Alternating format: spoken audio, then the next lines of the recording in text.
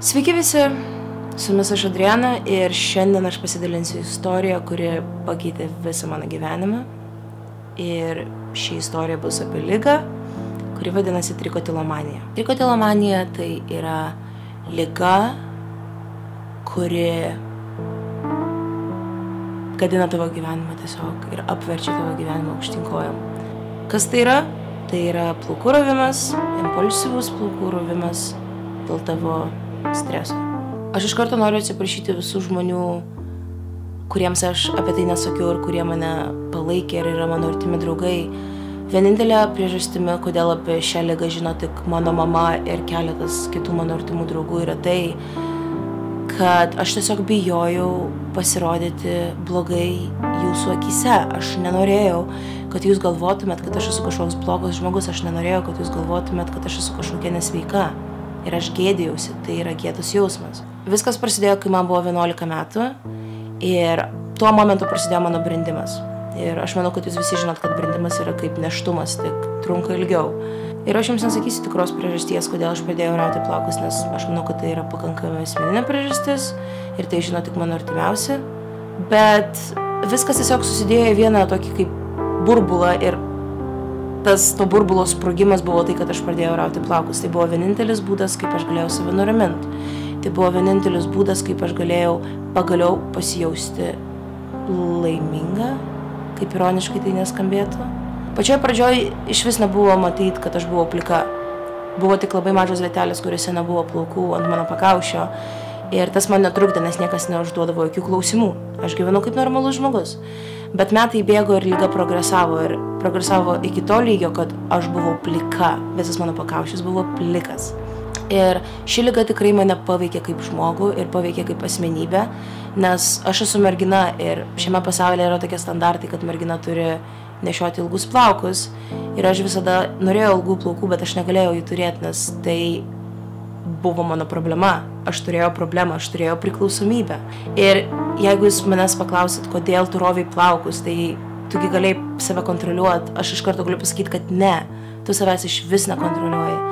Kartais tu net nepastebi, kad tu rauni plaukus. Ir vienintelis būdas, kaip aš galėdavau tai pastebėti, būdavo tai, kai aš atsikeldavau nuo lovos ir prie mano lovos buvo tiesiog kalnai plaukų išrautų. Ir tas buvo labai baisu. Ir mano šeima pradėjo ieškoti problemas, kas yra blogai su manim, kas yra ne taip. Ir mes visada ieškojom problemas mano fiziniam kūne. Mes galvojom, kad galbūt hormonai kažkaip netaip veikia, arba galbūt tai yra kažkokia liga, kuri tiesiog neduoda mano plaukams augti ir panašiai, ar tiesiog dėl to mano plaukai slenka. Aš visada sakydavau, kad problema ten kažkur yra, bet aš niekada nebandžiau jos tikrai surasti. Mano tėvai niekada nepagalvojo, kad galbūt problema yra čia, galvoj, kas ir buvo atsakymu į šį klausimą. Tai ir buvo problema galvoj. Jo, aš pamenu tą tokį persilaužimo momentą, kad aš tikrai išsigandau ir aš pradėjau slėpti savo plikas vietas ant galvos. Aš tiesiog paimdavau kaip liaudiškai tą vadinamą gryfką ir užsimesdavau ant galvos ir viskas, ir niekas daugiau nieko neklausdavo. Pripurkšdavau daug lako ir atrodydavo, kad aš nešiodavau kažkokį šuduką ant galvos. Bet tuo metu man tas tiko ir man buvo viskas okei. Ir kažkaip aš manau, kad aš pradėjau augti ir kad aš tapau vyresnė. Mano plaukai, aš neraudavau tiek daug plaukų ir mano plaukai pabiškį atauginėdavo, bet jie iki galo nespėdavo ataukti, nes aš juos tiesiog išraudavau ir viskas. Ir aš sakau, tas buvo tikrai baisu, tas yra labai baisu. Ir taip viskas truko apie 8 metus. Tai buvo priklausomybė. Yra labai daug būdų, kaip išgydyti šią ligą. Ir žmonės sako, kad reikia gerti vaistus, kiti sako, kad reikia naudoti antistresinius žaislus ir panašiai, bet ne. Reikia suprasti, kad tu turi problemą. Vienintelis būdas, kaip jūs galite išgydyti šią ligą. Mano tas momentas, kada aš supratau, kad aš turiu problemą, atsitiko praeitais metais, kada aš tiesiog supratau tą faktą, kad man užtrunka 1 milisekundę, kad išraut vieną plauką, o kad jį ataugint minimum 5 mėnesiai. Ir net ne iki to pačio ilgio, koks buvo, kada aš tą plauką išroviau. Bet tai yra tai, kas man suveikė, tai yra tai, kas man padėjo. Aš tiesiog pamenu tą dieną, kada aš pasakiau, ne, viskas, aš neberausiu plaukų. Neberausiu tiesiog ir viskas. Ir aš neberaunu iki šiol. Kaip matot, dabar mano plaukai yra pakankamai sveiki, jie vis dar atauginėja, praėjo tik 6 ar 7 mėnesiai, kada aš neraunu plaukų. Ir jie yra pakankamai ilgi.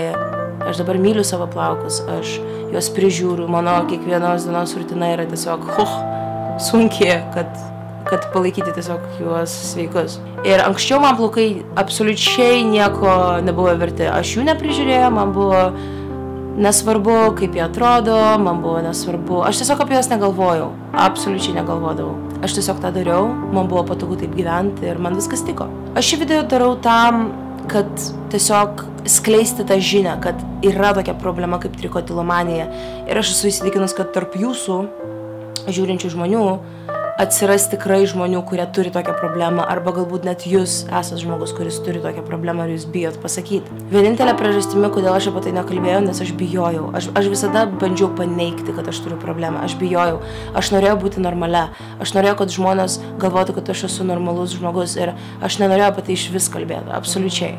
Dar kartą sakau, aš darau šį video tam, kad jūs nebijotumėt, kad jūs eitumėt ir kalbėtumėt, nes aš nenoriu, kad jūs darytumėt dar vieną klaidą ir apie tai niekam nesakytumėt. Tiesiog eikit ir kalbėkit, gaukit pagalbos.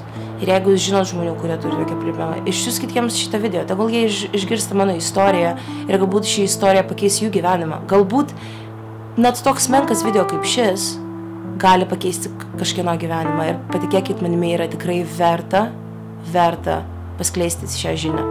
Ir tegul tas žmogus pamato jį, tegul tas žmogus išgirsta tai, ką aš papasakojau ką tik, ir galbūt jam tai suteiks kažkokios vilties. Galbūt jis pasijaus suprastas ir artimas mano istorijai taip pat. Aš tikiuosi, kad jūs vertinat tai, kad aš atsiskleidžiu jums, kad aš parodau jums tikrai savo veidą, nes viskas tas, ką aš dariau YouTube'ai, yra netiesa. Tai buvo mano personažas, kurį aš sukūriau, kad jums būtų linksma. Bet dabar aš noriu būti tikrąja savim, aš noriu, kad jūs mane pamiltumėte tokia, kokia aš esu. Nes kiekvienas žmogus yra skirtingas, bet kiekvienas žmogus yra gražus. Ir aš manau, kad kiekvienas žmogus turi gyventi ne pagal standartus, pasaulio nustatytus standartus, o mes turim būti savo standartais, mes save turim skaityti standartais. Ir būtent nuo jūsų priklauso, ar šis standartas, jūs kaip standartas, pasikeis ir progresuos, ar liks toj pačioj vietoj ir jūs vis dar nebūsite patenkinti savo išvaizdą, ar nežinau, savo asmenybę ir panašiai. Tiesiog, jeigu jums reikia pagalbos, eikit ir gaukit tą pagalbą. Eikit ir pakalbėkit su kažkuo, nes tikrai atsiras žmogus, kuris nori jūs išgirsti ir nori jums padėti. Taigi dar kartą su mumis buvo aš Adriana, tikiuosi jums šis video patiko. Jeigu taip, pasidalinkit juo, net jeigu jis nepatinka, tiesiog pasidalinkit, galbūt šį istoriją pakeis kažkokio žmogaus gyvenimą. Ir aš prižadu, aš dar grįšiu, aš nieko nedingau. Aš jūs labai visus myliu, siunčiu jums milijoną bučkių ir linkiu visiems geros dienos.